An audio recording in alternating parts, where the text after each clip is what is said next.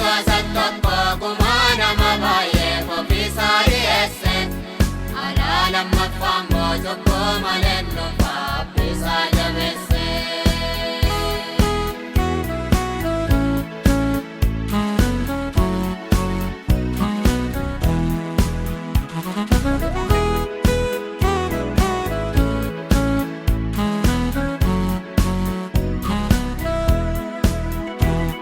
Akkuma sinamma utuma laaltanii waaqarratti ol ba'e.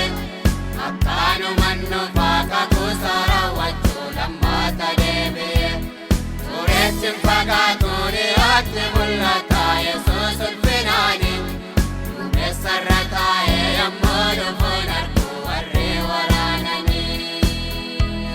Maaliif dhaabattanii waaqa keessa laattu namoota Galiilaa? Akkuma ol ba'e akkaanumaan nuufaa ejundoon ilaala.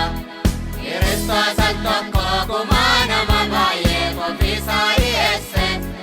Alaa lammaffaan immoo cubbuu malee dhufa abdiisaa jabeesse.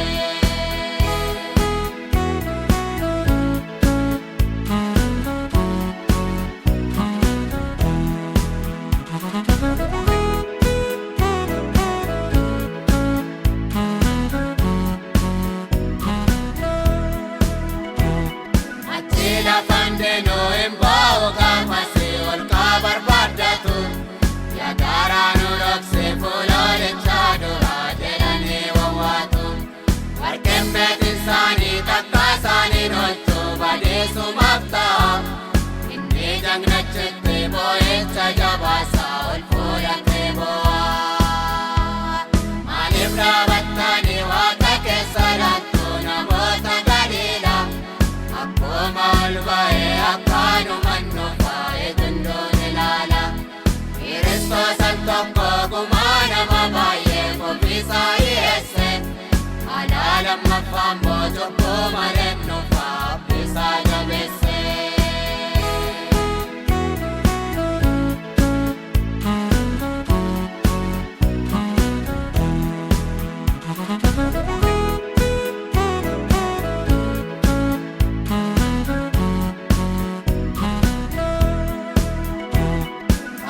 Irraa dhufuun abbaa qopheessaa daandii wal qixxeessa. Kan dhaabatee jiru gufuu karaa duraa buqqisaa fageessa. Garrii gadaa jedhu dachaa lolaa ka'uu alaa qixxaatanii. Yommuu sanan dhufa mootichi ulfinaa galaata guddaanii. Maaliif dhaabattanii waaqa keessa laattu namoota Galiilaa? Akkuma ol ba'e akkaanumaan nuufaa ejundoon ilaala. Kiristoos tokko gumaa nama baay'ee ofiisaa dhiyeesse. Alaa lammaffaan immoo cubbuu malee dhufa abdiisaa jabeesse.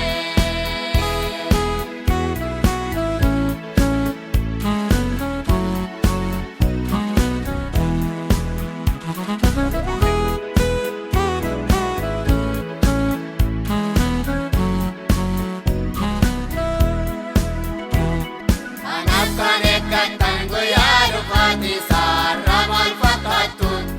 Dura dhaabattu moo guyyaa mul'achuusaa fuula isaa baaqattu? Maqaasaaf jedhanii warri dhiphatanii gaafa surrii ba'u. Yesuusii wajjin faarsaa moo'ichaatiin waaqarratti ol ba'u. Maaliif dhaabattanii waaqa keessa laattu namoota Galiilaa? Akkuma ol ba'e akkaanumaan nuufaa ejundoon ilaala. Kiristoos tokko gumaa nama baay'ee ofiisaa dhiyeesse. Alaa lammaffaan immoo cubbuu malee dhufa abdiisaa jabeesse. Maaliif dhaabattanii waaqa keessa laattu namoota Galiilaa?